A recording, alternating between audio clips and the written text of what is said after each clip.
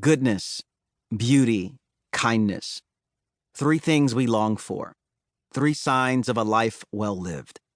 Three realities of God's presence. Yet they remain words hard to live into in our world, as we are prone to seeing and experiencing their negation. Evil, ugliness, meanness. We exist in a world eating away at itself, a world fractured from within, a world aching for wholeness. Whether the fractures are related to politics, race, religion, public health, or sexuality, to name a few of the polarizing issues we feel daily, our lives are not often marked by love, goodness, beauty, and kindness, but by reactivity, impatience, judgmentalism, violence, and the inability to hold space with one another.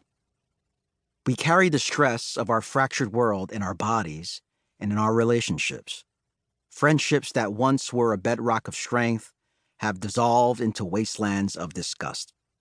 Families who once gathered around tables have converted those tables into walls. Many who used to share life together now live under a cloud of suspicion towards those same people. All of this makes me wonder, how did we get here? And more important, how can we begin to envision something different? These are the two simple questions that are crying out in our streets, homes and churches, and deep in our souls. We long for the good life, a beautiful life, a kind life. The fractures within and around us don't feel right because our souls desire bonds of belonging and belovedness. We were not made for the kind of antagonism that pervades our world.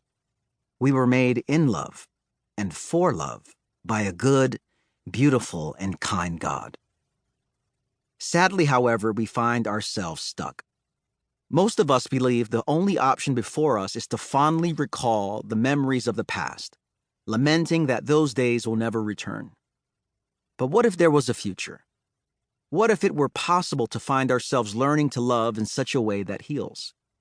What if the pain we carry didn't have the last word? What if there were a way that made for peace, joy, and love? I believe there is such a way. To understand and respond to the moment we are in requires us to ask ourselves a few questions. How do we find wholeness?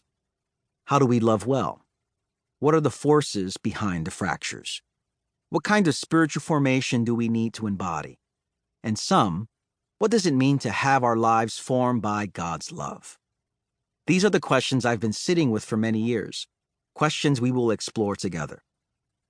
I pastor a large, diverse, and complicated urban congregation, and the fractures of the world have often touched our lives. I have had to be formed and do my best to form others in the way of love, in the way of Jesus. The diversity we treasure, along racial, generational, economic, political, and theological lines, has forced us to consistently re-examine our commitment to the way of Christ's kingdom. I have repeatedly learned that it's much easier to preach the kingdom than to live it. As a community, we have had to rediscover the truth that wholeness, healing, and love are found in the ancient path of Jesus. Jesus offers a way of being human that is powerful enough to tear down the walls of hostility we have grown accustomed to. His gospel gives us a vision of loving well. It's a soul-healing, enemy-reconciling, truth-telling, justice-embodying, sin-conquering vision.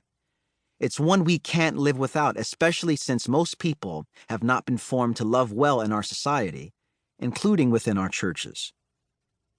It's easy to see how love, personally and publicly, feels elusive. But what if that could change? What if we submitted ourselves to an ancient path that forms us out of sentimentality and into self-giving love, out of anger and into compassion, out of fear and into hospitality? This is the essence of this book. To talk about big words like wholeness, goodness, beauty, kindness, and love is no small task. The best wordsmiths have stammered trying to succinctly articulate these signs of the divine. My attempt in this book is oriented around not so much defining them as describing them and then offering a pathway toward them.